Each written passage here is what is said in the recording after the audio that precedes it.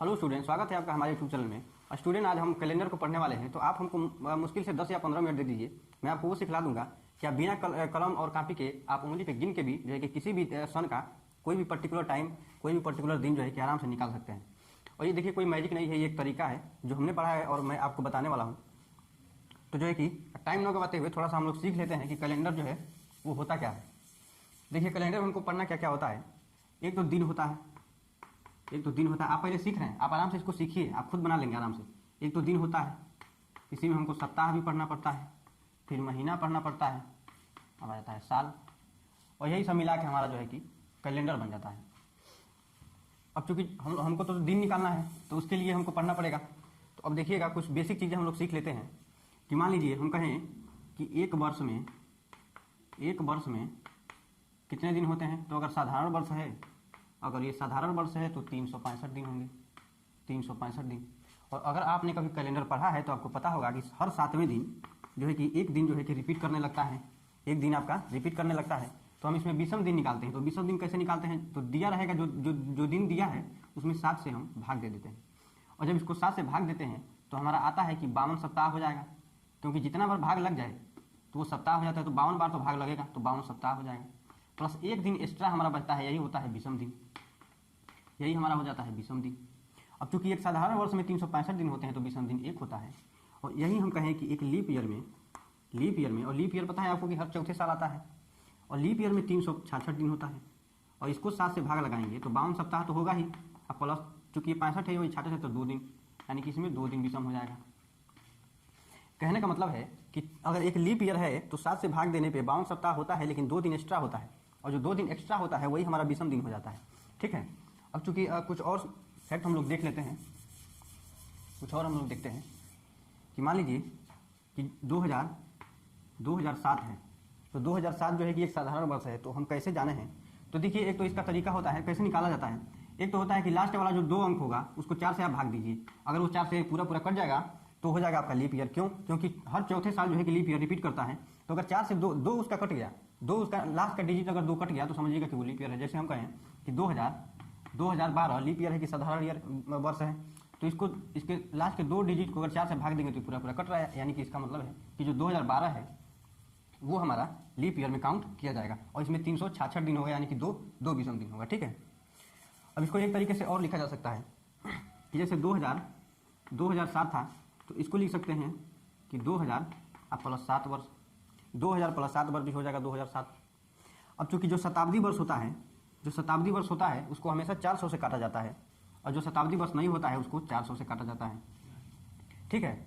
अब देखिए, इसको अगर 400 से काटेंगे तो ये पूरा तो कटेगा, जबकि ये जो है कि शताब्दी वर्ष नहीं है तो इसको 4 से काटेंगे, नहीं कटेगा। तो कहने का मतलब 2007 जो हो जाएगा हमारा एक साधारण वर्ष हो जाएगा, और इसमें 365 दिन होगा। ठीक है। अब एक सवाल है कि मान लीजिए कि हम कहें कि 365 दिन में तो हमारा एक विषम दिन हो गया, एक विषम दिन, ध्यान से समझिएगा, एक विषम दिन हो गया 365 दिन, यानी एक वर्ष में। ये तो हो गया एक वर्ष में। यही हम बात करें कि 100 वर्ष में। अब देखते हैं हम 100 वर्ष में अगर हम कहें कि कितने विषम दिन होंगे तो कैसे निकालेंगे, क्योंकि सारा खेल विषम दिन का ही है। विषम दिन ही निकाल लेते हैं तो हमारा आंसर आ जाता है।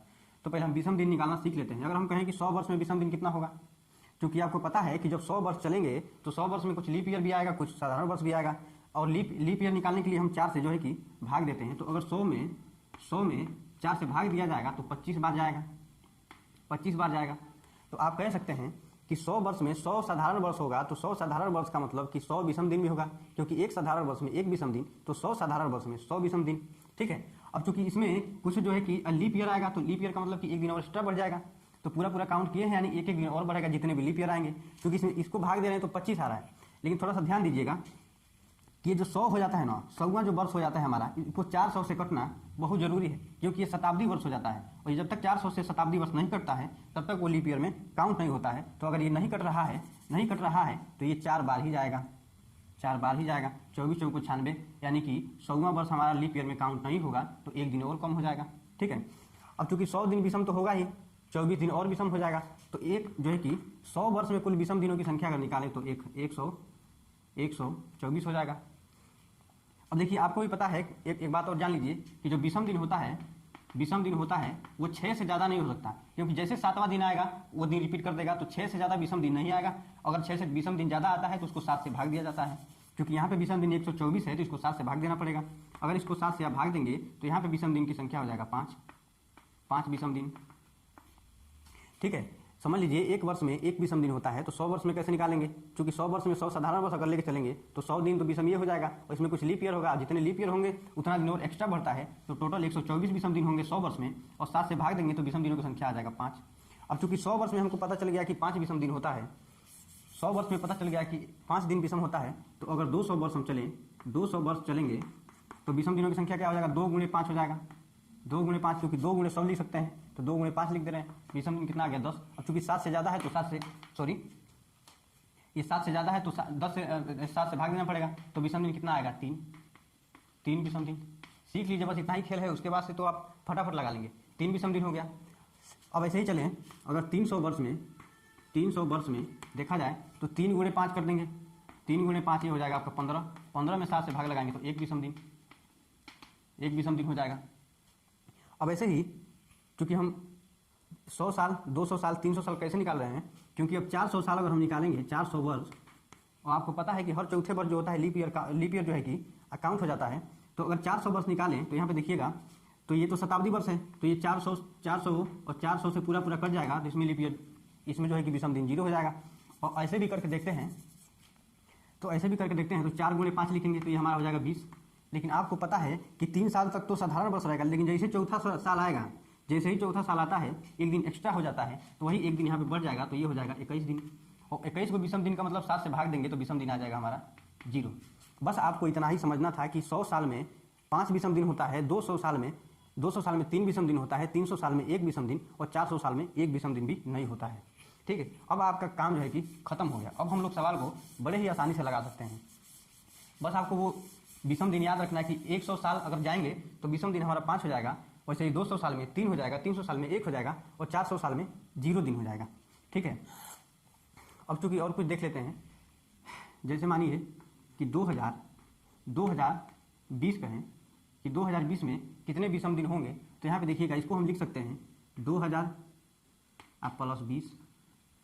अब चूंकि देखिए आपको पता है कि 400 साल में तो विषम दिन 0 होता है, तो अगर 4 से जो कट जाएगा, 4 से जो है कि शताब्दी वर्ष कटेगा, उसमें भी विषम दिन 0 ही होगा हमारा। जैसे हम कहें कि 1600 ईयर हम जाएंगे तो कितने विषम दिन होंगे, चूंकि ये 400 से कट जा रहा है तो विषम दिन कितना हो जाएगा? 0 हो जाएगा।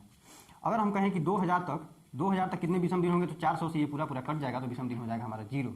यानी 400 से जो भी शताब्दी वर्ष कटेगा उसमें विषम दिनों की संख्या हो जाएगी 0। तो अगर हम 2020 तक चले तो 2000 प्लस 20 लिख सकते हैं, इसको काटेंगे 400 से, तो युक्त हो जाएगा 0। अब चूंकि ये शताब्दी वर्ष नहीं है तो इसमें क्या करेंगे? 4 से भाग लगाएंगे। 4 से भाग लगाएंगे तो ये कितने बार में जाएगा? 5 बार में, यानी विषम दिन 5 हो जाएगा, ऐसे करके। ठीक है, तो चलिए हम अब एक सवाल के माध्यम से सब सीखते हैं। तो देखिए, मान लीजिए कि पूछेगा, मान लीजिए पूछ दिया कि 26 जनवरी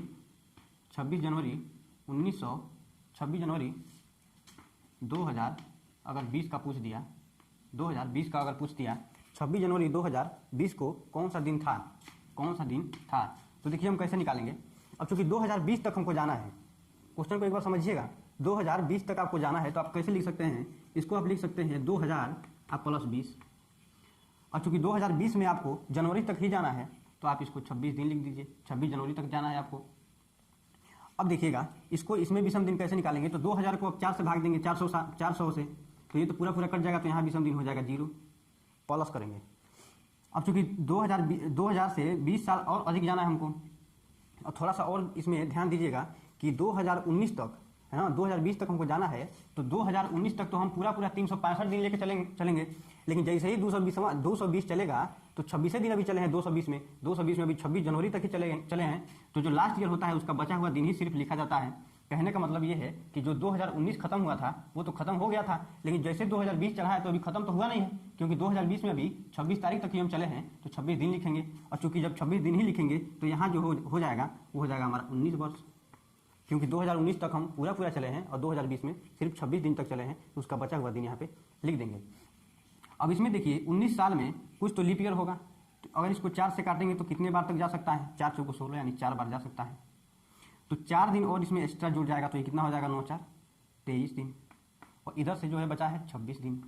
ठीक है, 19 साल में 4 तो लीप ईयर हो जाएगा, 19 साल में 4 लीप ईयर होगा तो 4 दिन और एक्स्ट्रा बढ़ेगा तो 23 दिन हो जाएगा। और जनवरी में 26 तारीख तक चलना है, 26 जनवरी तक, तो 26 इसको लिख देंगे। अभी हमारा आ गया टोटल विषम दिन। अब चूंकि आपको पता है कि विषम दिन होता है 6 से ज़्यादा नहीं हो सकता, तो इनको आप 7 से भाग दे दीजिए, इसको भी 7 से भाग दे दीजिए। देखिए कितना जो है कि बचता है। अगर 23 को 7 से भाग देंगे तो विषम दिन कितना आ जाएगा, 2 दिन। और 26 से अगर भाग दे रहे हैं तो विषम दिन कितना आ जाएगा, 5 दिन। दोनों को जोड़ेंगे विषम दिन टोटल 7, और 7 विषम दिन का मतलब होता है कि 7 में अगर 7 से भाग दिया जाए तो 0 हो जाएगा, 0 विषम दिन। अब 0 विषम दिन का मतलब हम लोग समझ देते हैं कि देखिए साप्ताहिक दिन हमारा शुरू किससे होता है, सोमवार से। सोमवार को 1 मानते हैं, और रविवार जो होता है ना, रविवार को हम लोग 0 मानते हैं। सोमवार से लेकर के शनिवार तक 6 दिन तक हम लोग चलते हैं, लेकिन जैसे ही रविवार आता है वो 0 डे हमारा कहलाता है। जो रविवार होता है वो 0 डे कहलाता है, और 0 विषम दिन का मतलब होता है कि रविवार। 0 विषम दिन का मतलब क्या हो गया, रविवार। अगर यहाँ पे शेष 3 बचता तो सोमवार, मंगलवार, बुधवार हो जाता। अगर यहाँ पे 5 बचता तो 2 घटा देते, तो यानी कि सोमवार, रविवार और शनिवार हो जाता। ठीक है, एक सवाल जो है कि और लगाते हैं हम, एक सवाल और लगाते हैं, आपको समझ में आ जाएगा। अब देखिएगा, मान लीजिए हम कहें कि 26 मार्च, अब हम कहें 26 मार्च 2020 में कौन सा दिन होगा। ठीक है, 26 मार्च 2020 में कौन सा दिन होगा, तो इसको देखिए कैसे निकालेंगे। क्योंकि आपको वही प्रोसेस करना है, 2020 तक जाना है, तो इसको आप लिख सकते हैं 2000 अब प्लस 2020 चल रहा है, तो यानी कि 19 साल तो हम लोग पूरा चले हैं, 20वां साल चल रहा है तो हम लोग 19 साल ही लेंगे। हमेशा एक कम ले लीजिएगा, 19 साल ले लेंगे, क्योंकि इसमें विषम दिन हो जाएगा 0, तो इसमें आप काटेंगे 4 से तो 4 बार जाएगा, यानी कि कुल विषम दिन हो जाएगा 23। और चूंकि अब देखिए पहले तो जनवरी आएगा 2020 का, फिर फरवरी आएगा, फिर मार्च आएगा, तो 2020 आपको पता है कि एक लीप ईयर है, तो जनवरी में कितने दिन है, देखिए जनवरी में तो 31 दिन होंगे, 31 दिन होंगे, तो 31 दिन का मतलब होता है कि 31 में 7 से भाग दिया जाता है तो विषम दिन आता है 3। तो जनवरी के लिए कोड हमारा क्या हो जाएगा, जनवरी में विषम दिन कितना हो जाएगा, 3 हो जाएगा। अब देखिए फरवरी चूंकि 28 दिन का होता है साधारण वर्ष में, और वही एक दिन एक्स्ट्रा हो जाता है लीप ईयर में, तो 2020 अगर लीप ईयर है तो उसमें एक दिन एक्स्ट्रा हो जाएगा, तो एक दिन हम एक्स्ट्रा जोड़ देंगे। और जाना हमको कहाँ, 26 मार्च तक, तो 26 यहाँ पे लिख देंगे। यहाँ से 23 को विषम दिन आ गया, और यहाँ से इतना विषम दिन आ गया। अब इन सबको हम जोड़ के 7 से भाग दे देंगे, जो विषम दिन आएगा वही हमारा आंसर हो जाएगा। अगर इसको 7 से काटेंगे तो विषम दिन कितना आ जाएगा, 2। यहाँ से विषम दिन 2 आ गया। अब देखिए 3 1 4, यहाँ से इसको अगर काटेंगे तो विषम दिन आ जाएगा 5, यहाँ से विषम दिन आ जाएगा 5, 5 और 4 9, और 9 2 11, यानी कुल विषम दिन हमारा आ गया 11। अब 11 में 7 से आप भाग दीजिए, विषम दिन आपका आ जाएगा 4। अब विषम दिन 4 का मतलब क्या होता है, ये देखिए सोमवार, मंगलवार, बुधवार, बृहस्पतिवार, हमारा बृहस्पतिवार जो है कि आंसर हो जाएगा। आप मोबाइल में चेक भी कर सकते हैं। ठीक है, अब कुछ और एग्जाम्पल ले लेते हैं। अब जैसे हम कहें कि 1950 में है ना, 26 जनवरी को कौन सा दिन था। तो चूंकि अब हमको 1950 तक जाना है, तो इसको कैसे जा सकते हैं, तो इसको ऐसे हम लिख नहीं सकते हैं, 1600 प्लस 300, 1600 प्लस 300 लिख सकते हैं आप। 1600 प्लस 300 जुड़ जाएगा 1900 हो जाएगा, 16 3 19। और चूंकि आपको पता है कि 1950 में निकालना है, तो 1949 तक तो हम पूरा गए होंगे। एक साल ये जो है कि अभी हमारा चल रहा है, तो उसको पूरा भी नहीं गिनेंगे, तो ये कितना हो जाएगा, 49 साल हो जाएगा। अब चूंकि 26 जनवरी तक जाना है, तो 26 ना लिख के हम सीधा विषम दिन निकाल लेते हैं, तो विषम दिन हो जाएगा यहाँ पे 5। अब आपको भी पता है कि 1600 जो है कि शताब्दी वर्ष है, और इसको अगर काटेंगे 400 से तो पूरा कट जाएगा, तो इसमें विषम दिनों की संख्या क्या हो जाएगा, यहाँ विषम दिनों की संख्या हो जाएगा 0, यहाँ विषम दिनों की संख्या हो जाएगा 0। और आप पढ़े हैं कि 300 में विषम दिनों की संख्या कितना होता है, 1 होता है। सीधा रखते जाइए। और देखिए यहाँ पे 49 है, तो 49 को अगर 7 से आप भाग देंगे तो 7 7 49, यानी कि 0 विषम दिन। तो विषम दिन यहाँ से टोटल आ गया 1, और यहाँ से आ गया 5, यानी कुल विषम दिन हमारा हो गया 6। अब कुल विषम दिन 6 का मतलब क्या होता है कि 6वें नंबर पे कौन सा दिन आता है, तो आता है हमारा शनिवार, हमारा आता है शनिवार, यही हमारा आंसर हो जाएगा। यही हमारा सॉरी एक मिनट हम लोग गड़बड़ कर रहे हैं, देख लीजिएगा कि मान लीजिए 49 वर्ष है ना, तो 49 वर्ष में कुछ लीप ईयर भी होगा, तो इसको 4 से हम लोग भाग देंगे, तो 12 चौको 48, यानी 12 बार जाएगा, तो 12 को दिन और बढ़ जाएगा, 12 को दिन और बढ़ जाएगा, क्योंकि 49 दिन में तो 0 विषम दिन होगा, और 12 को विषम दिन है, तो पूरा विषम दिन का मतलब कि इसको 7 से भाग देंगे, तो 7 5 12, 5 दिन इधर हो जाएगा, 5 1 6 और 6 5 11 विषम दिन हमारा टोटल आएगा और 7 से यहाँ पे भाग दीजिए तो आ जाएगा आपका आंसर 4। और 4 विषम दिन का मतलब होता है सोमवार, मंगलवार, बुध और बृहस्पति। यानी 26 जनवरी 1950 को हमारा बृहस्पतिवार का दिन था। एक क्वेश्चन और देखते हैं, एक क्वेश्चन हम लोग और देख लेते हैं कि मान लीजिए पूछ दे कि 25 मार्च 1950 में कौन सा दिन था। आप कोई भी निकाल सकते हैं, आप 1600 का निकाल सकते हैं, आप 2100 का निकाल सकते हैं, आप 3200 का भी निकाल सकते हैं, कोई भी निकाल सकते हैं। आपको एग्जांपल लेकर बस बताने का प्रयास कर रहे हैं कि आप लोग सीख जाइए। क्योंकि देखिए 1950 तक हमको जाना है तो आप ऐसे चल सकते हैं 1600 प्लस 300, 1600 प्लस 300 हमारा हो जाएगा 1900। और 1950वां अगर चल रहा होगा तो 1949 तक हम पूरा दिन ले लेते हैं, पूरा साल ले लेते हैं। और 26 मार्च तक जाना है तो जनवरी का तो 3 हो जाएगा, फरवरी का 1950 चूंकि 4 से नहीं कटेगा, 4 से नहीं कटता है तो ये लीप ईयर काउंट नहीं होता है, तो इसमें फरवरी में 0 दिन हो जाएगा।